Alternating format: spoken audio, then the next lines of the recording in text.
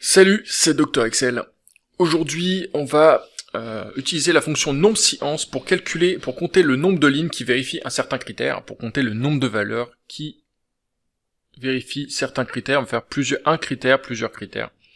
Pour ça, c'est la fonction NombScience. On va voir tout de suite comment l'utiliser. Comme d'habitude, je vais te donner le fichier final avec tous les calculs qu'on va faire, et il sera téléchargeable juste sous la vidéo. D'ailleurs, tu peux y accéder tout de suite. Poursuivre avec moi et avoir bien toutes les formules sous les yeux, et puis le refaire chez toi. Et puis sous la vidéo, tu as aussi les autres liens pour accéder à toutes les formations, y compris les guides et les formations gratuites pour commencer à devenir un pro d'Excel.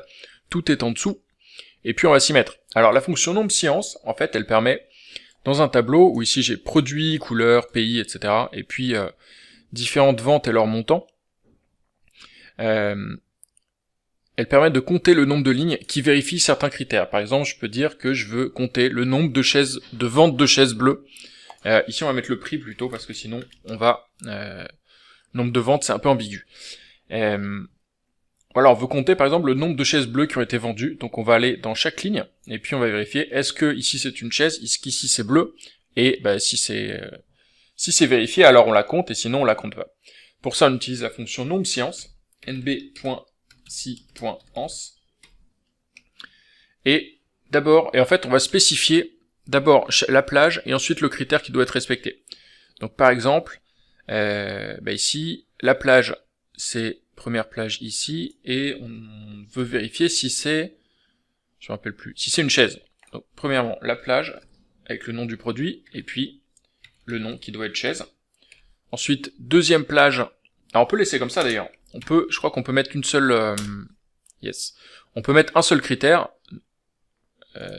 nb.si.ans, donc c'est sur un ensemble de critères, mais en fait, tu peux utiliser un seul critère aussi.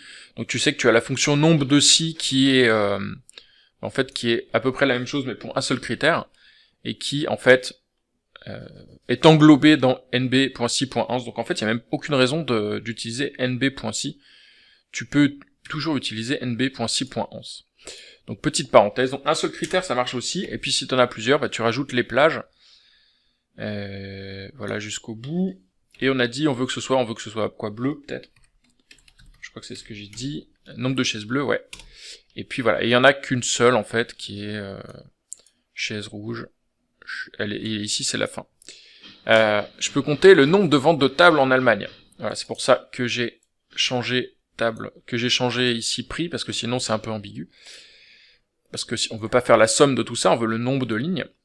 Pareil, je vais faire nb.si.ans.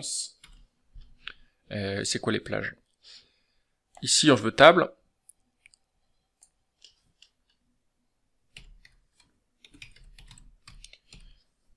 Et ici, je veux le pays. Et je veux que ce soit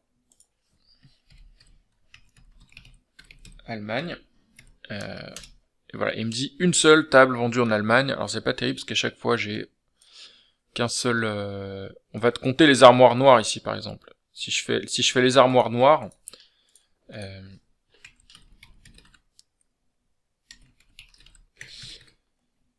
ce serait bien qu'on ait des exemples où il n'y a pas que une seule ligne. Donc si je fais ici, ça doit être armoire, et ici ça doit être noir la couleur. Et il me dit qu'il y en a 3. Ça c'est top.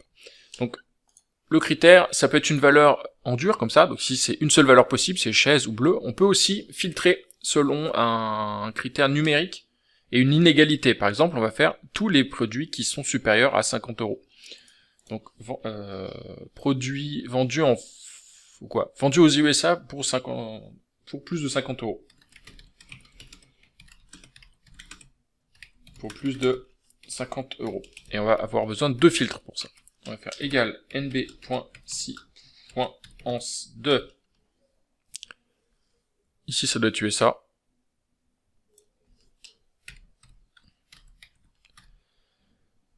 Ici, ça doit tuer ça. Et on veut que ici, ce soit supérieur à 50 €. Donc, on va faire la colonne. Et les valeurs, ici, si je mets 50, ça me prend que 50 €.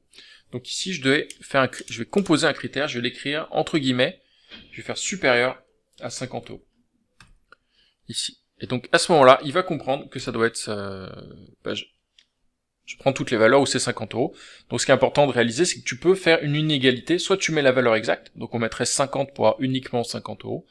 Soit tu peux faire une inégalité en mettant supérieur à 50 euros. Et tu mets tout ça entre guillemets pour qu'il le valide.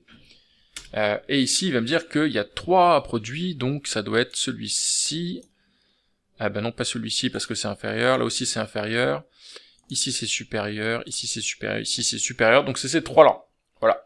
Donc la fonction nb.si.en, ça veut dire, je pense, ça veut dire nombre si avec un ensemble de si, quoi. Nombre avec le nombre avec un ensemble de conditions. Tu peux compter les lignes qui vérifient plusieurs critères. Et je crois que la limite c'est 200, ça doit être 255. Je crois en général c'est 255 critères. Donc t'as de quoi faire.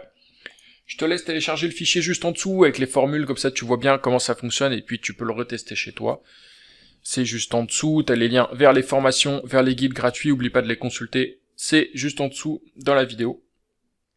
Et puis, dans la description, pardon, et je te dis à demain pour une nouvelle vidéo, oublie pas de t'abonner pour être prévenu dès que ça sort. Allez, ciao.